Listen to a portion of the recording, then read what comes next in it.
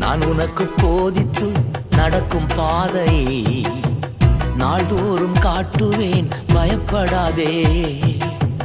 உன்மேல் என் கண் வைத்து ஆலோசனை சொல்லுவேன்.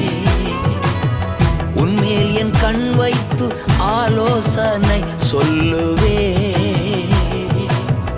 அறிவுரை நான் கூறுவேன், உனக்கு அறிவுரை நான் கூறுவேன். நான் உனக்கு போதித்து நடக்கும் பாதையை நாள்தோறும் காட்டுவேன், பயப்படாதே. நான் உனக்கு போதித்து நடக்கும் பாதையை நாள்தோறும் காட்டுவேன், காத்திரு மகனே.